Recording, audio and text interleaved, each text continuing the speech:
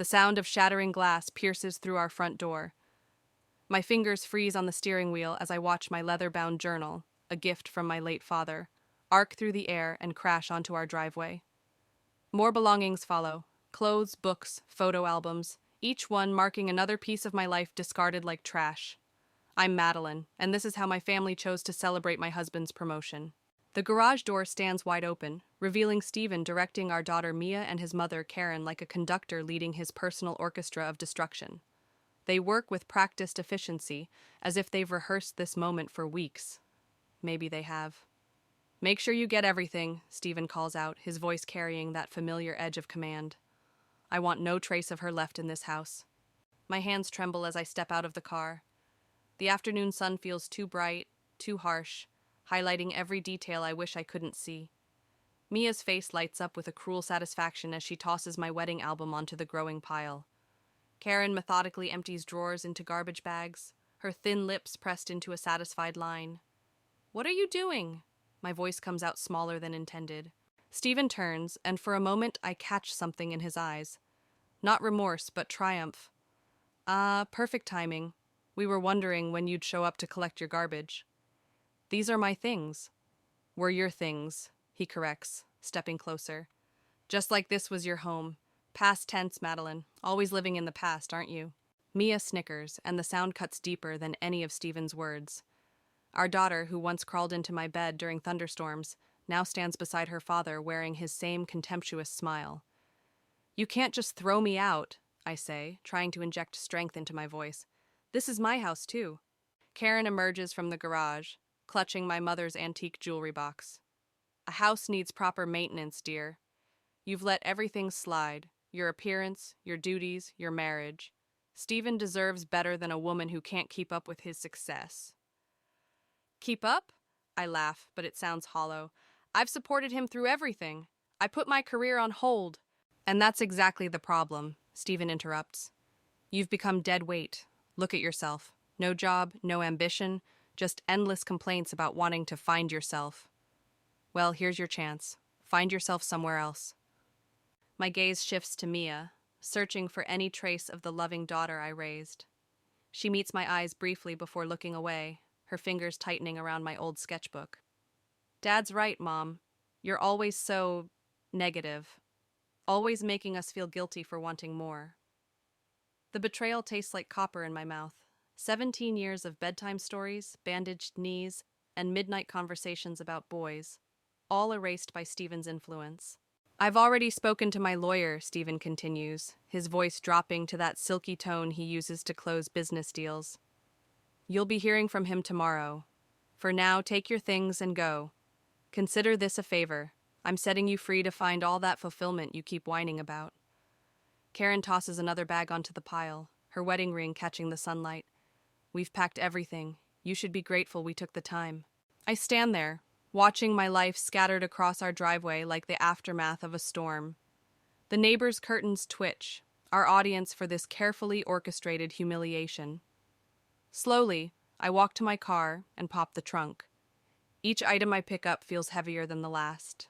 Mia and Karen return inside, but Stephen stays, watching me load my fragments of my life into my car. As I place the last book in the trunk, he speaks again, softer now. "You know what your problem is, Madeline? You never learned to play the game. Always too honest, too raw. That's not how you win." I close the trunk and turn to face him. Something shifts inside me, a quiet click, like a key turning in a lock. "You're right, Stephen. I never learned to play the game." I meet his gaze steadily. "But I'm a quick study, and games can have surprising endings." His smile falters, just slightly, as I get into my car and drive away.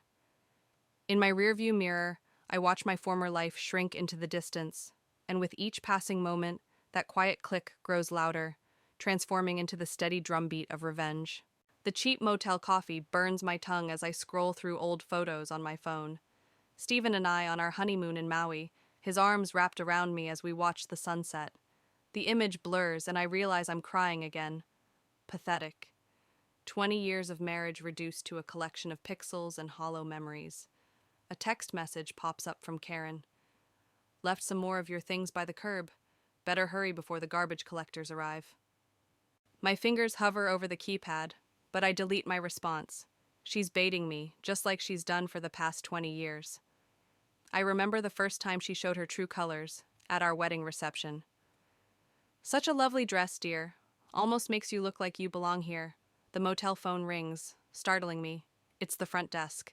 Mrs. Harrison? Your daughter's here. My heart leaps, then plummets. Mia. I haven't seen her since the driveway incident 3 days ago. She's waiting in the lobby, wearing the designer jacket Stephen bought her last Christmas. Her face is carefully blank, practiced indifference that mirrors her father's.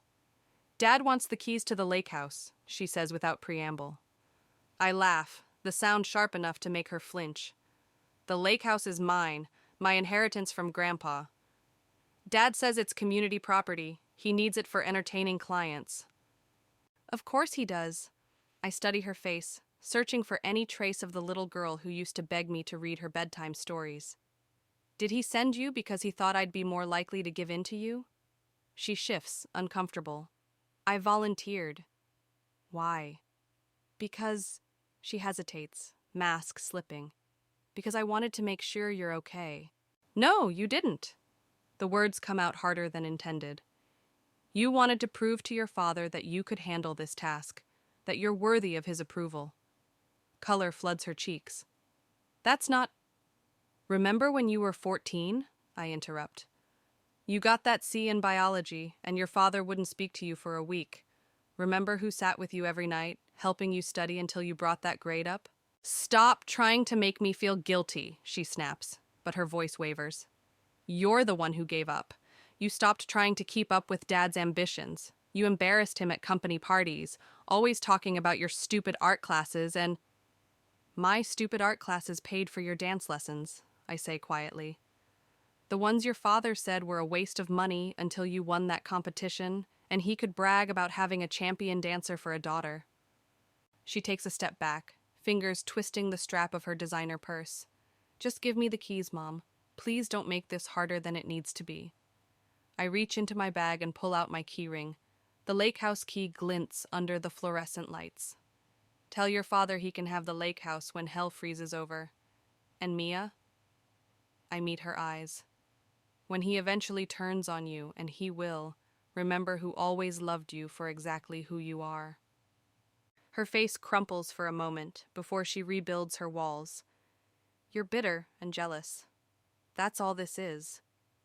Maybe, I concede, but I'm also right. She storms out, leaving behind the ghost of her perfume, the same brand Karen wears. I wait until she's gone before letting my hands shake. My phone buzzes again. Unknown number. Madeline? It's Richard. Your Uncle Richard. I haven't spoken to him in years, not since Stephen declared him a bad influence after a heated argument about business ethics. I heard what happened, he continues. I'm in town for a few days. Let me buy you dinner. I almost refuse out of habit.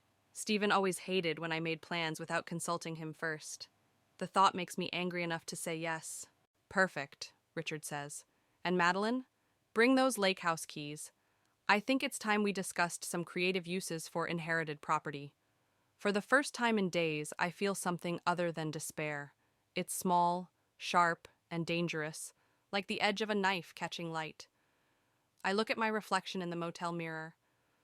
The woman staring back isn't the same one who stood in that driveway watching her life being thrown away.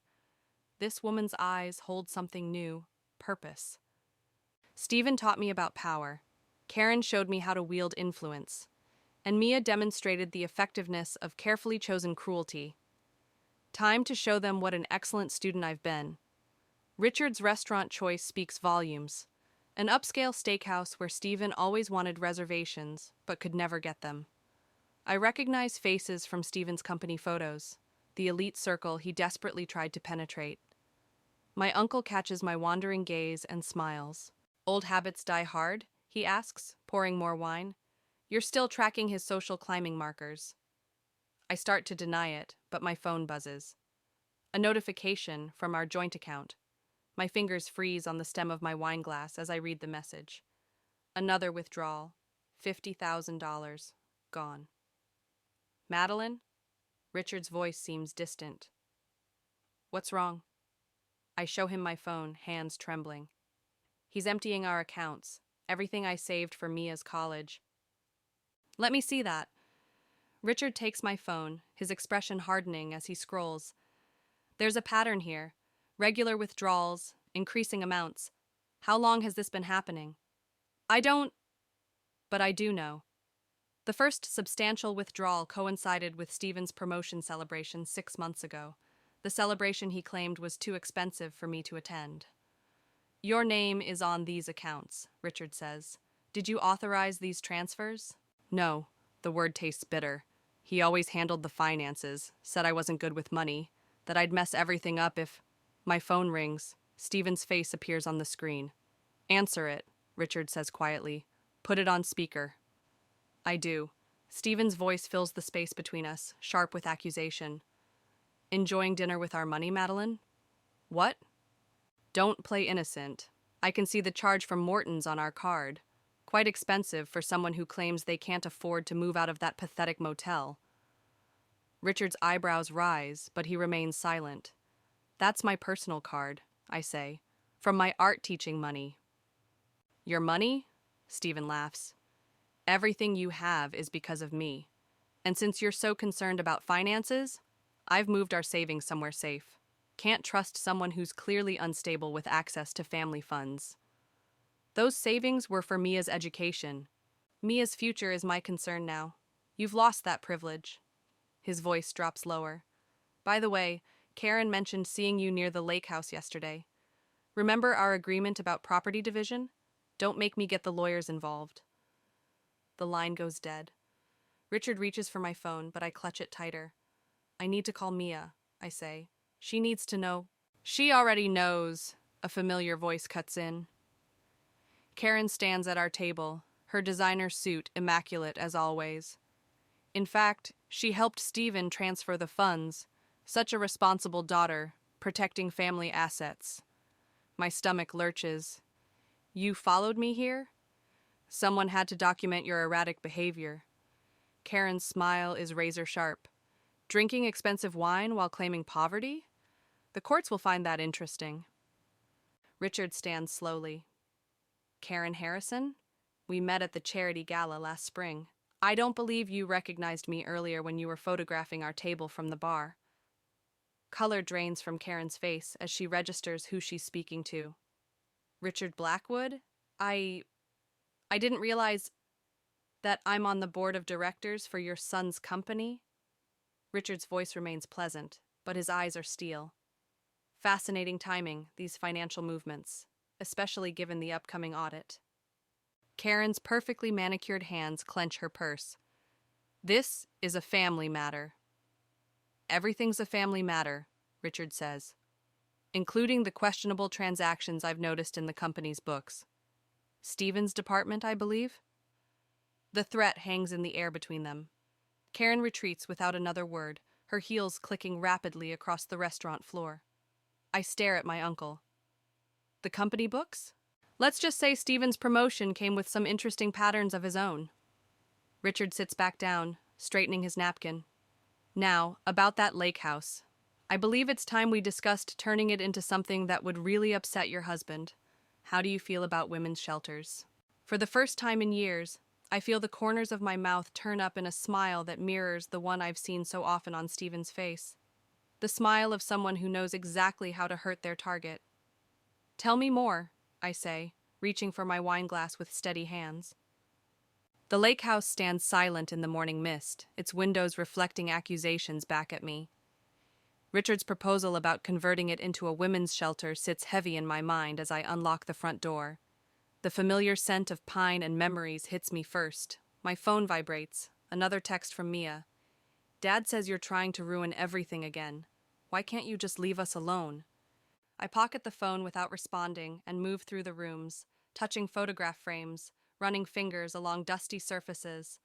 20 years of summer vacations and holiday retreats. The couch where I taught Mia to read. The kitchen table where Stephen first told me he loved me. A car door slams outside. Through the window, I watch Stephen stride up the path, his confidence faltering slightly when he sees my car. He doesn't knock, just uses his key. The door opens with the same creak it's had for decades. Surprised to see me? I ask, not turning around. You shouldn't be here. His voice carries that familiar note of authority, but something else trembles beneath it. Fear? It's my house. Our house, he corrects.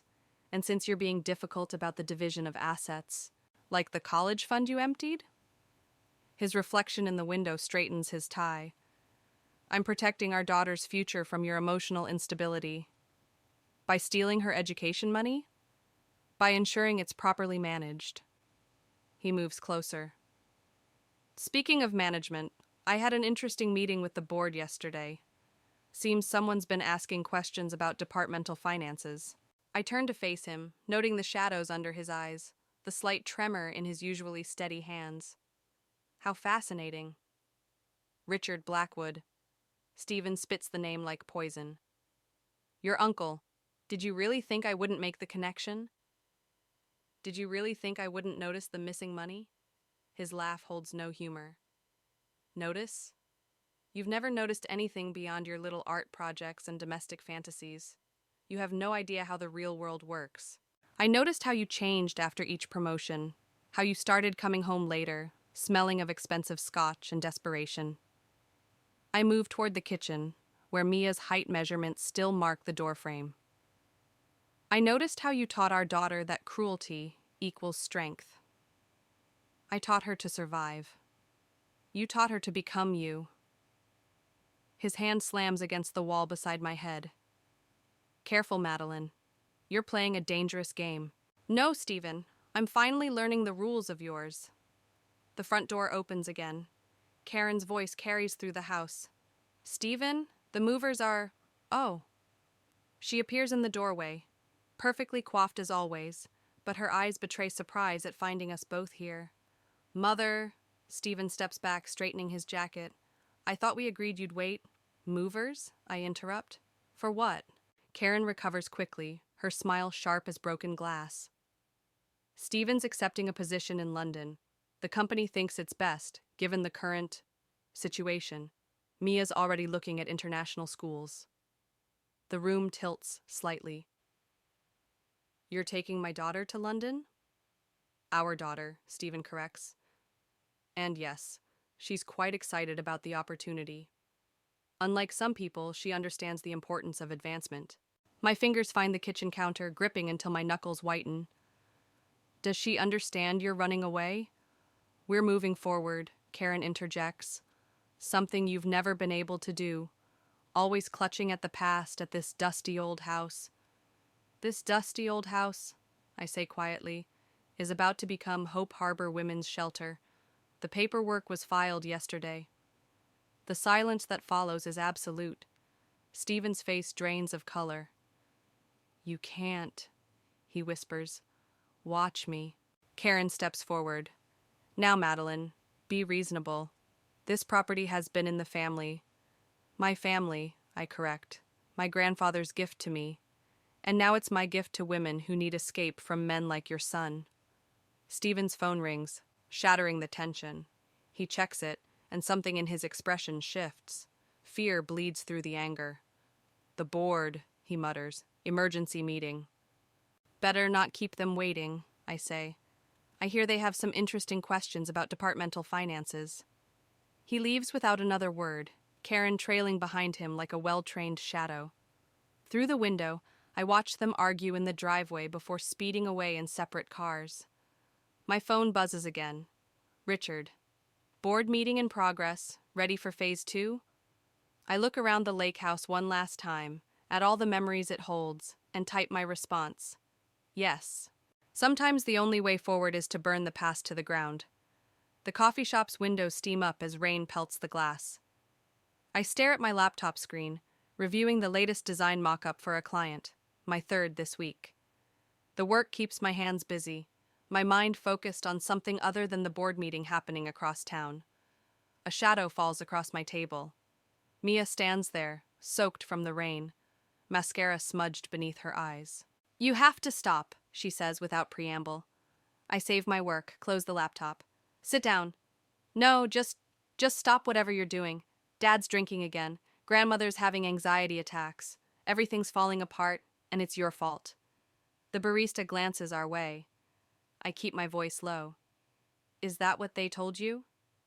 The board's investigating him. His promotion to London is on hold. They're talking about an audit. Her voice cracks. He said you're trying to destroy our family. Our family was destroyed the moment you helped throw my belongings onto the driveway. She flinches. That's not fair. Neither was stealing my college fund for you. He said that money was gone because you... She stops, uncertainty flickering across her face. Because I what? Spent it? On what, Mia? When have I ever been allowed to spend anything without his permission? She drops into the chair across from me, water dripping from her jacket. I don't know what to believe anymore. My phone buzzes. Richard. Board found the offshore accounts. S trying to blame department head. Moving to phase 3? I turn the phone face down. Your father taught you that power means controlling others, that love means obedience. You're trying to control him now, she counters. Using Uncle Richard to what? Expose the truth? Her hands clench on the table. We're supposed to move to London. I have an interview with Westminster School next week. Everything was planned. Like he planned to empty our accounts? Like he planned to take the lake house? The lake house? She looks up sharply. What about it? Before I can answer, Karen bursts through the coffee shop door, umbrella dripping. Her usually perfect makeup is smeared, her hands shaking as she spots us. Mia, get away from her, Karen's voice carries across the shop. She's poisoning everything. Other customers turn to stare. Mia shrinks in her seat. Stephen's being questioned by the board right now, Karen continues, grabbing Mia's arm. Because of her. Because she couldn't accept her place and be grateful. I stand slowly. My place? You mean under his thumb? Like you've been under your husband's for 40 years? Karen's face goes white. How dare you? I found the old photographs, Karen. The ones you hide in that silver box. I recognize the bruises, the forced smiles. Is that why you hate me? Because I refuse to accept what you did? Mother? Mia looks between us, confusion etched on her face. My phone buzzes again. Richard. S implicated K in financial fraud. She needs to know now. Karen's phone rings at the same moment. The color drains from her face as she reads the screen. What have you done? She whispers. I learned from the best. You taught Stephen how to manipulate, how to hurt. He just perfected the technique. Karen's hand trembles as she answers her phone. I watch her face crumple as she listens. Years of careful control shattering in seconds. The police? Mia asks, voice small. Why are the police calling grandmother? I gather my things slowly, deliberately. Ask her about the forged signatures. Ask her about the missing trust fund money. Not just mine, but yours too. Ask her why your father learned to hide money in offshore accounts. Karen ends her call, swaying slightly. You've ruined everything. No, I say quietly. You did that years ago when you taught your son that love means control and family means submission. I leave them there, Karen collapsed in a chair, Mia standing between us like a bridge about to break. Outside, the rain has stopped, but thunder rumbles in the distance.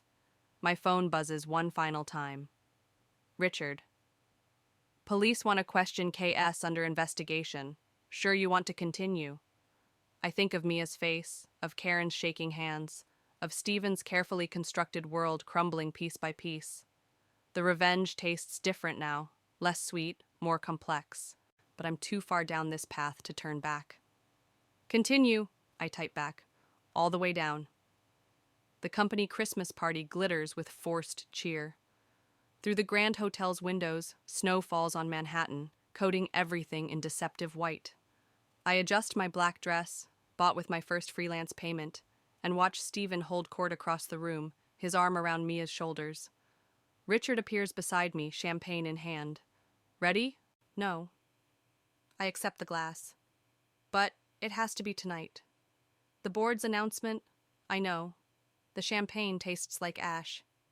His promotion to London, his triumph over the audit, his perfect family facade.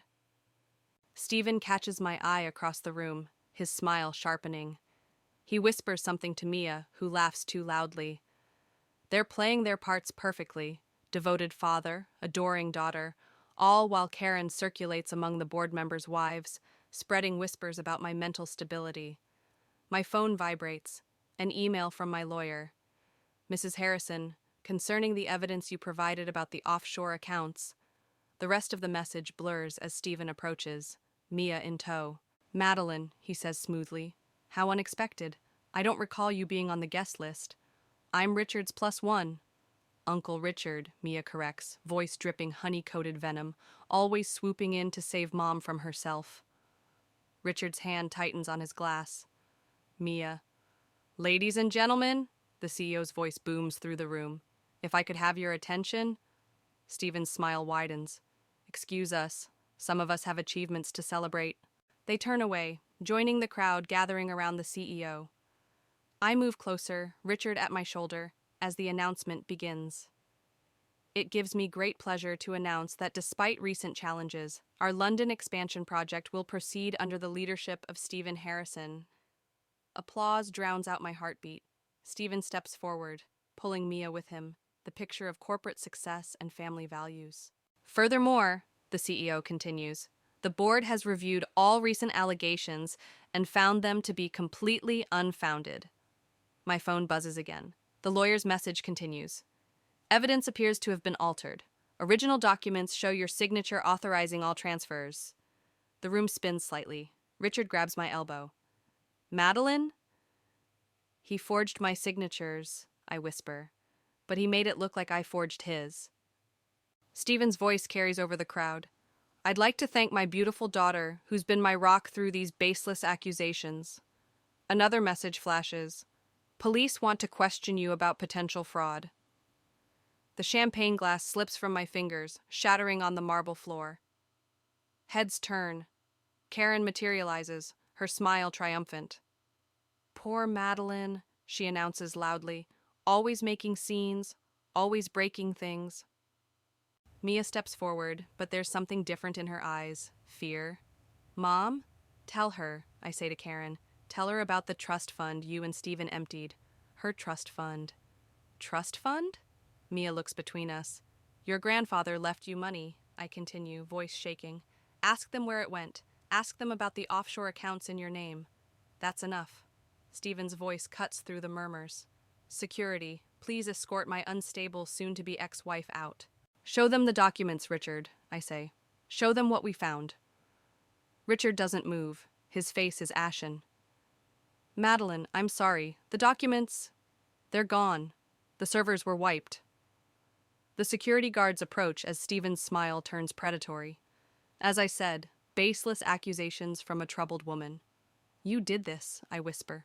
You knew. You planned. I learned from the best, he says softly. You taught me the importance of backup plans when you tried to turn my own daughter against me. The guards reach for my arms. Through the crowd, I see Mia's face crumpling in confusion, Karen's mask of concern, the board members' pitying looks. Get her out of here, Karen calls. She's clearly had too much to drink. As they drag me toward the exit, Stephen raises his glass. Now, about that London expansion. The last thing I see before the doors close is Mia's face, tears streaming as she watches me go. In that moment, I realize the true cost of revenge. It's not just about destroying your enemy, but about becoming what you hate most. Outside in the snow, my phone lights up one final time. A message from an unknown number. Everything you love, everything you built, I'll take it all. Just like you tried to take mine. Merry Christmas, darling. The snow falls harder, erasing my footprints as I walk away, leaving nothing but broken glass and shattered plans behind. The lake house's renovation signs flutter in the January wind. Future home of Hope Harbor. Women's shelter stands stark against the gray sky. I trace my fingers over the fresh paint, remembering summer afternoons and family dinners that now feel like scenes from someone else's life. A car crunches on the gravel driveway. Not Stephen's usual luxury sedan, but a rental. He emerges looking thinner, his designer suit hanging loose. The London move fell through after the board's final investigation revealed the full scope of his financial manipulations. "Quite the statement you're making," he says, gesturing at the sign. "Though I suppose that's the point." "The paperwork's final. You can't stop this." "No?" He pulls out his phone.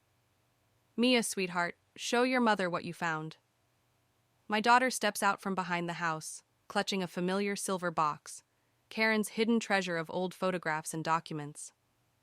"Tell her what you discovered in grandmother's papers," Stephen prompts. Mia's hands shake as she opens the box. "The trust fund. It wasn't Dad who emptied it." She pulls out a stack of documents. "It was Uncle Richard, years ago. That's why he helped you, Mom. He was covering his tracks."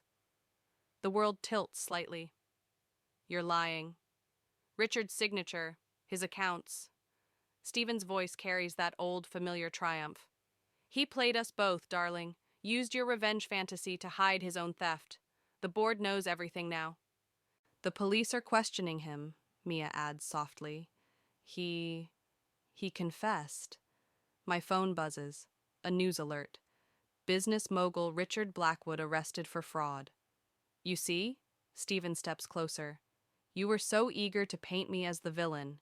You never questioned why your knight in shining armor appeared at exactly the right moment." "It doesn't change what you did." My voice sounds distant.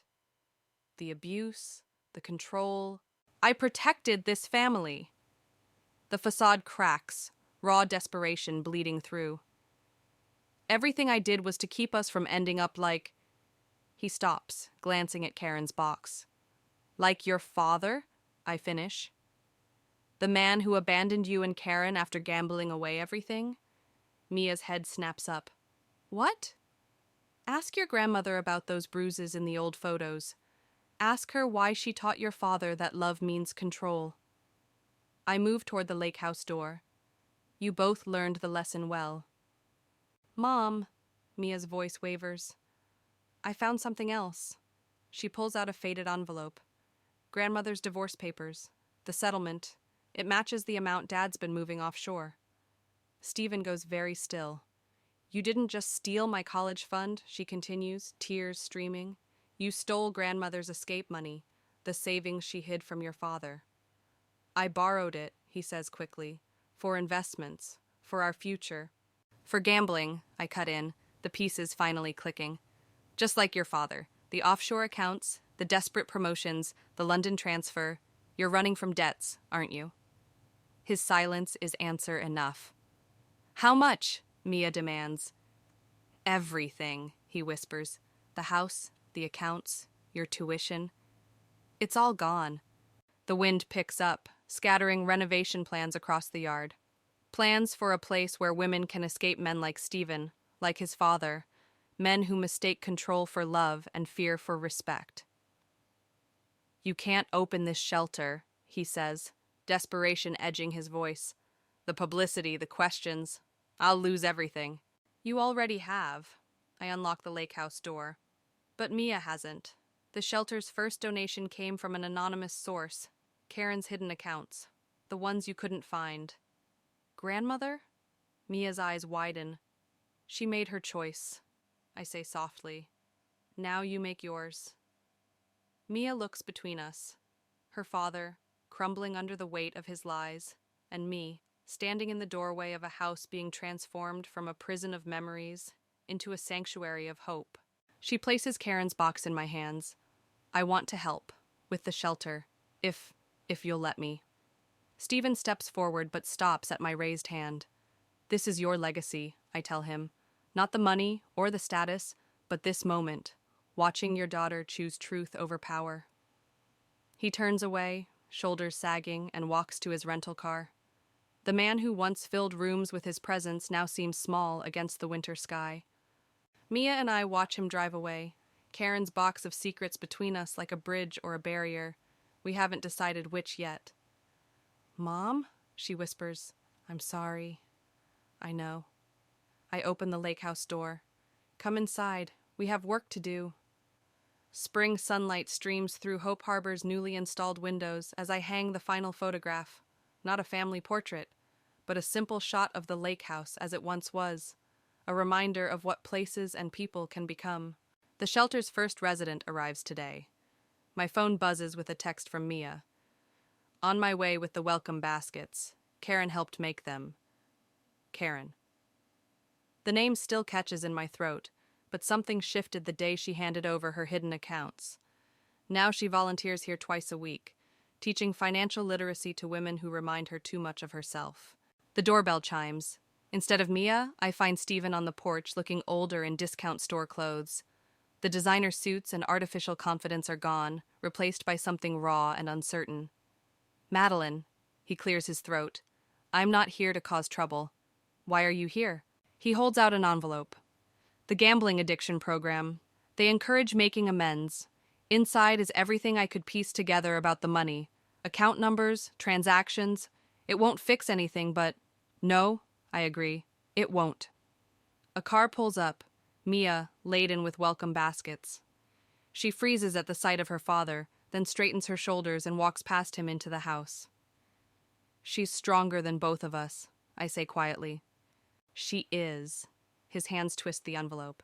I've been seeing someone, a therapist. She says I'm like a house built on a fault line, destined to crack unless I fix the foundation. Your father, among other things. He sets the envelope on the porch rail. I'm moving back to Ohio, near where Mom grew up, going to work at my cousin's construction company. Manual labor? The thought of Stephen in a hard hat almost makes me smile. That's unexpected. That's the point. He looks past me into the shelter's bright interior. You built something here. Out of all the broken pieces, you made something whole. Not whole, I correct. Just honest. Mia emerges onto the porch.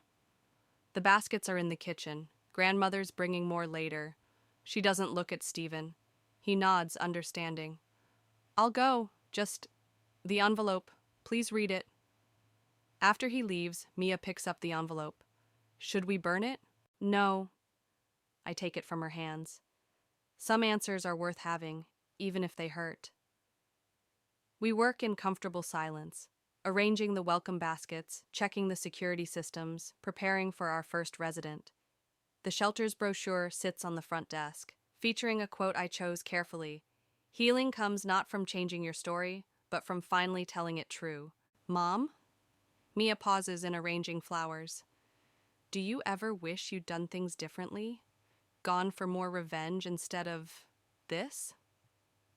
Through the window, I watch Stephen's old car disappear down the drive. The man who once filled my world with fear now looks small against the horizon. Revenge would have made me like him, I say finally. Someone who mistakes power for strength. But you won. You took everything. No! I touch the photograph of the old lake house. I built something new. There's a difference. The doorbell rings again. This time it's Karen, carrying more baskets and looking uncertain in her non-designer clothes. I made that tea you like, she says awkwardly. The one with mint. Thank you. The words come easier now. We're almost ready for the opening. She nods, then hesitates. I saw Stephen leaving. Did he try to fix things? In his way. Some things can't be fixed, she says quietly. But maybe they can be rebuilt. The three of us stand in the shelter's front room, surrounded by welcome baskets and second chances. Through the windows, I can see the lake house's new sign catching sunlight. Hope Harbor, where new stories begin. My phone buzzes. Our first resident is 5 minutes away. Ready? I ask Mia and Karen. They nod, and we move to our positions, not as victims or victimizers, but as guides for others walking the path we've traveled. The envelope from Stephen sits unopened on my desk. Perhaps I'll read it tomorrow, or perhaps I'll let it remain sealed, a reminder that some questions matter less than the strength to stop asking them. Outside, a car approaches up the drive. Inside, we wait to welcome another woman home.